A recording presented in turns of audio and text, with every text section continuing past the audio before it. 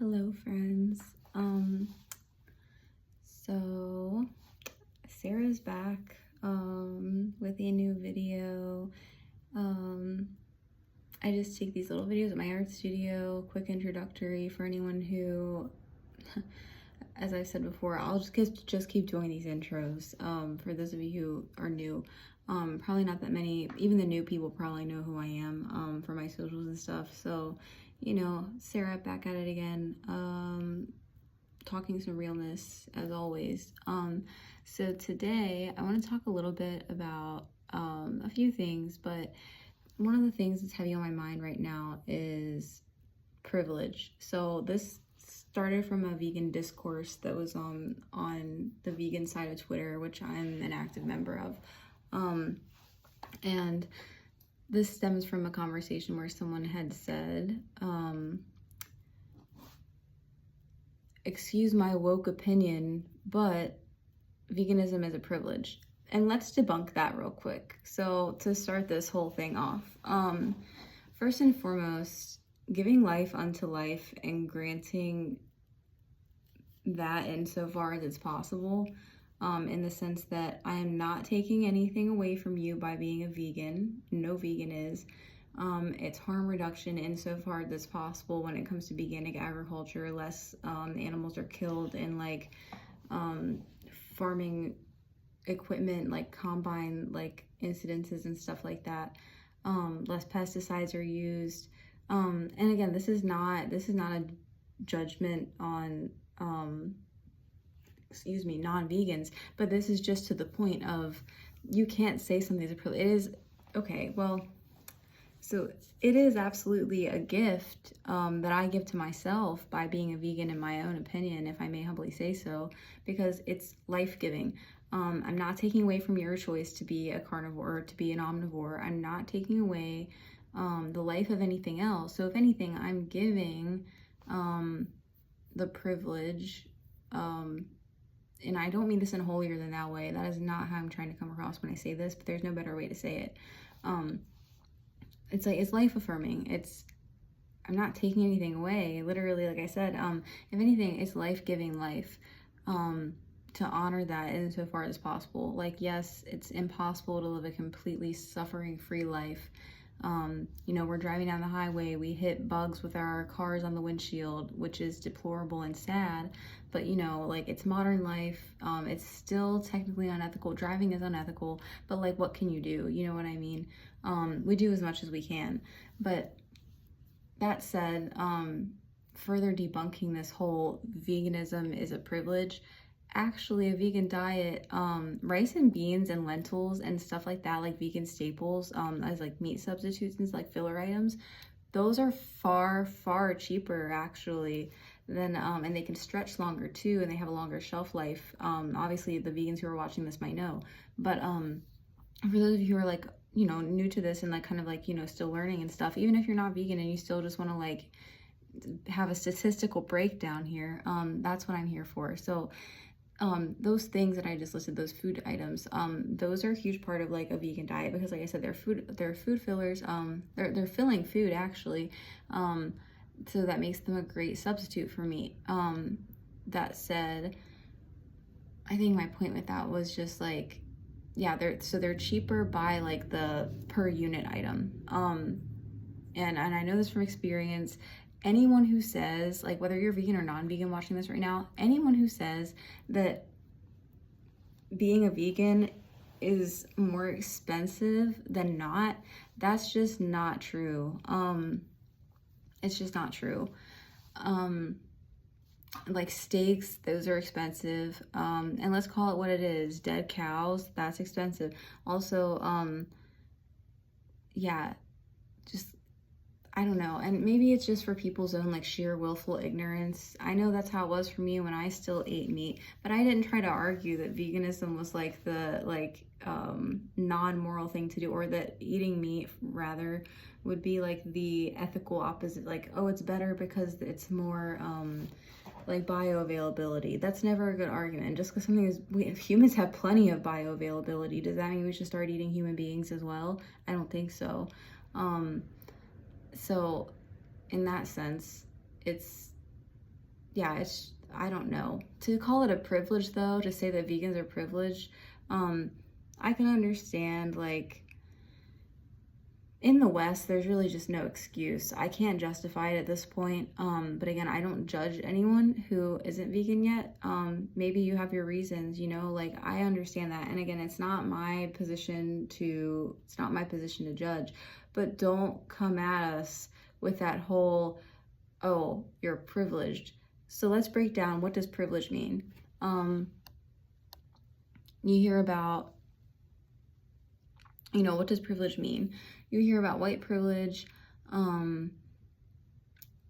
privilege like as in, well, white privilege is like a big buzzword. So politically, like speaking, I suppose, but and that has its truth in it too, I suppose. But that's not what I'm talking about. I'm just listing the different, like there's financial privilege, like the rich versus the poor, obvious one. But like in general, like let's talk about political nuances aside and all of that. I don't come here to talk politics for the most part. I come here to talk about like moral philosophy and like what's going on in the world and how my personal take on that is. And that's not to deny that these things aren't real. I just don't like getting my hands tethered up in I'd rather see like the bigger picture of things and then go into it that way and break it down into further detail. So that's exactly what we're doing here. So privilege. And again, they talk about female privilege. All right. So I can check off some of those boxes, right? And so don't think that I'm like saying this as someone who's like taking my position for granted, if that makes sense. If I do fall under some of those, but in the sense that I'm talking about with privilege per se, like specifically just the meaning of the word, you know, every choice, this whole argument got me thinking, you know, this whole debate got me thinking, every choice that we have is a privilege. Every choice that you have to make, it's a privilege to choose. Like there's still very much like oppressed peoples like in the world. You can choose to leave your house without getting bombed, you know what I mean? Like you're watching this on like either like, you know, like probably your phone or like a laptop or a device or something of that sort. That's a privilege. And we don't even think about it because it's just so like, you know, like commonplace for us that like it's not something that we even have to pay much mind to. And I just think that that's so like radically like, just it baffles me because I think about all the other people in the world that do not have the same privileges that I do my day-to-day, and that's something I will never take for granted. I do contemplate it quite a bit to remind myself how grateful I should be, and how, you know, how can I use my position to give back in any sense, whether it's like financial or just, you know, like I used to drive around with like blessings bags for like the homeless in my car and stuff like that. I still do when I have my car. Sadly, I don't have my car. I'm driving a loaner car right now, and that's a privilege, you know. There's so many examples of like what could be, you know, like on your worst day, your worst day is still going to be better than someone's best day. You know what I mean? There's like babies that are being born into horrible, deplorable, like abhorrent conditions that no human being should ever be subjected to. And like, and that's where like moral relativism comes into play. I deeply believe that it's our duty to like, I don't know, I just think that we should be making the world like a better place. I always talk about this, but everything is relative. Privilege is relative. So again, like what could be like, you know, like we don't even think about it. Like for the most part, excuse me. We don't even think, I mean, I do, and I know most of you guys probably do too. Like I said before, if you're watching this, you're probably a decent person. But I mean, like every choice we make is a fucking privilege. Like the fact that you even have choices to make, that's a privilege.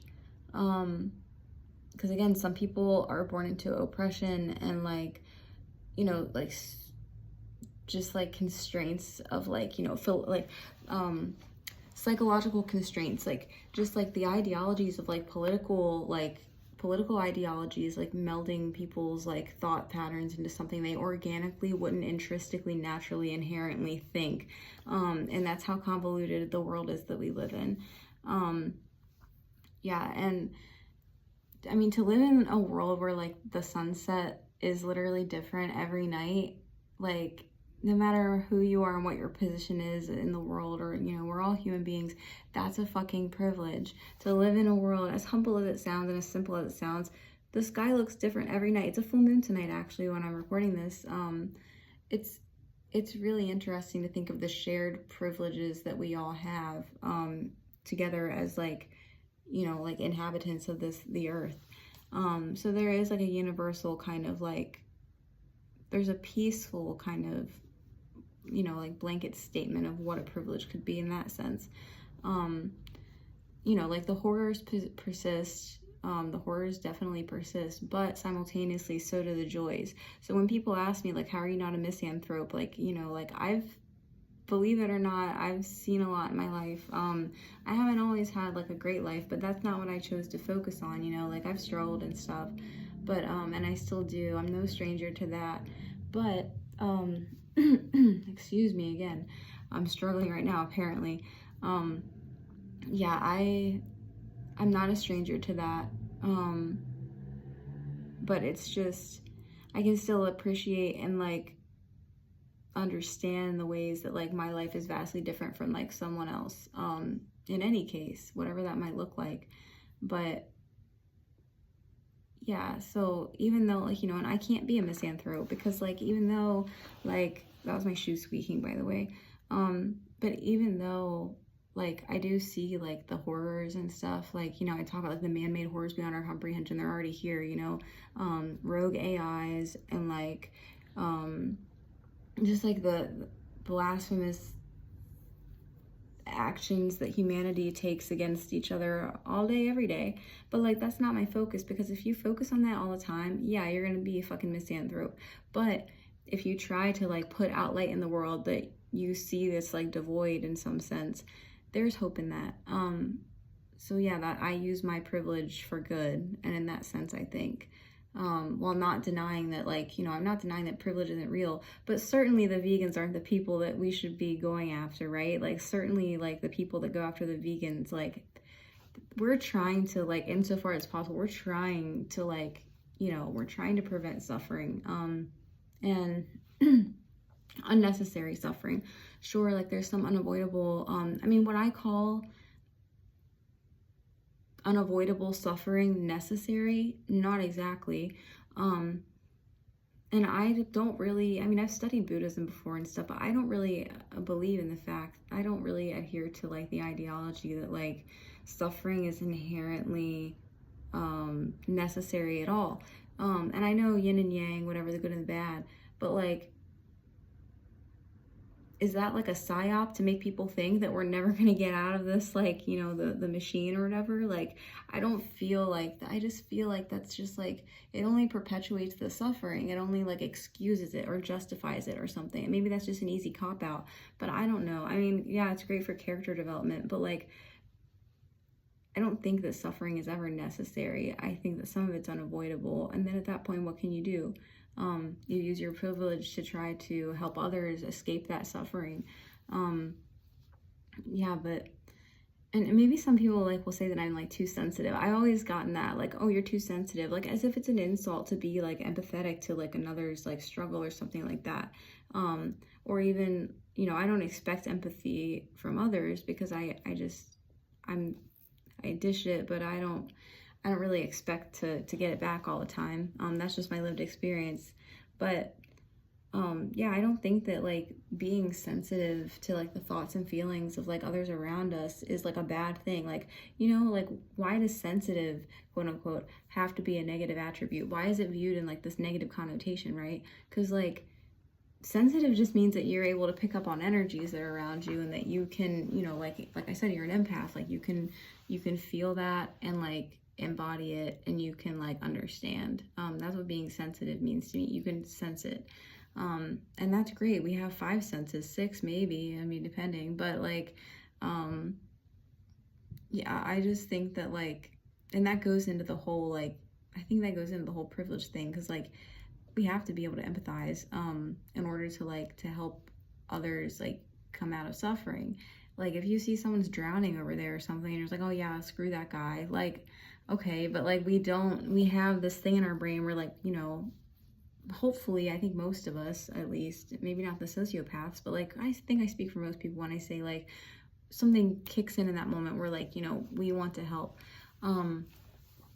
So I think that goes into the whole like, you know, being attuned to your emotions and other people's feelings, and you know, putting yourself in someone else's shoes. And yeah, well, another thing I was going to talk about, so like real quick, the video is getting kind of long, but it's a privilege. I acknowledge it's a privilege. Like, so I was talking to my mom and my stepdad the other day, and they were saying like, oh, why don't you get a real job? Like, well, my stepdad was saying this specifically. He goes, well, why don't you get like a real job? I'm like, I have a real job. And like, to basically like, you know, I have an art studio, clearly, like it's where I am right now. But all of the work and all of like the hard, like the effort, the unpaid labor that went into like getting this place and like having it be mine, all the paperwork, all of the stuff that I like literally like, it's taken me almost a year to like fully, like not even a year, probably like it's taken me 8 months from like the conception of like me starting this whole process to get here now. And like I quit my job last year to pursue art. That's a privilege. That's a fucking privilege. But you're not gonna do like try to like, you know, what's the word I'm looking for? Like dismiss it, I guess. It just felt so disrespectful. I'm like, yeah, it is a privilege to be able to say I have my own art studio, but you're not going to take all of my hard work and all of my progress and say that I'm not a real artist or I don't have a real job. I have a lease for 4 years. I have a business plan that I wrote that took me weeks to complete. Like, and I didn't use AI or anything. Like, I use my fucking brain, as with everything that I do. So it's just like, and, you know, then I thought more about it and I was like, well, maybe it's a privilege to be able to have someone assume that my life is so easy when they don't really know what goes on behind the scenes. Even though I try to, you know, I try to tell them and share with them and stuff, I think my mom gets it a little bit more. But like for my stepdad to just, you know, and he's like a hardworking guy, like I respect him and stuff, like, you know, he's my stepdad, but like, and he works like, you know, 40, 50-hour work weeks, sometimes longer. He's really nice to my mom, but just the whole fact that like you're gonna sit there and say like, you know, because I don't work, and I used to for 10 years, I used to, and that was a privilege too, even though I hated that. You know, I was talking about like the 9 to 5, like the capitalistic, like, you know, like the pipeline of, you know, it makes people give up on their dreams. But I didn't do that, and so that's a privilege. But it's also, instead of feeling disrespected, and having all my hard work dismissed, and you might not think that I'm a, you know, a real, I mean, I am a real artist, so I don't really give a shit what anyone thinks about me. But yeah, it's just like, okay, well, maybe instead of being offended by that, I should look at that from a different perspective and look at that as a privilege too. Because like someone not understanding my situation, no matter how much I try to explain it, it doesn't like negate the fact that it's real and that like the hard work still has been put in and I have still done everything to completion, and I am proud of myself. And in quitting your job to pursue your dreams is like something that not a lot of people, I know this, I've said this before, it's not something that a lot of people even like would push themselves to do. So it's just, I won't say I'm proud of myself. I'm just grateful, because again, it's almost like you have to give that to God and say, well, like, thank you for making this path for me and showing me, kind of thing. And that's like, I really encourage other people to do that as well. If you ever have the chance, I had like the once in a lifetime chance to do this. So I took it, and my hard work will pay off. And I'm sure of that. I'm sure of that. So, and again, maybe just be grateful that they don't understand, you know, like if someone doesn't understand, or if you don't understand, like how I can't understand how people would want to hurt animals. Most of you guys probably share that sentiment as well, you know. So it's like, I don't know, be grateful that you don't have that kind of heart that would hurt others, and also just be grateful that you can't understand some things, because that means your heart's still pure, or at least not totally wrecked. But all of those things are important to consider. So, and when people say check your privilege, it's like, okay, I'll check my privilege insofar as I will, but I will not walk myself into a trap of language to make myself look like a victim, or to make myself look like something I'm not, because I know who I am. And trusting and knowing yourself is one of the best gifts you can give yourself. That's real privilege. Every choice that you make is a privilege, so do not squander that. Don't, take advantage of it. Don't risk it away. Every choice matters, and every choice will count. So keep that in mind. I hope I gave you guys some food for thought. And yeah, see you guys next time.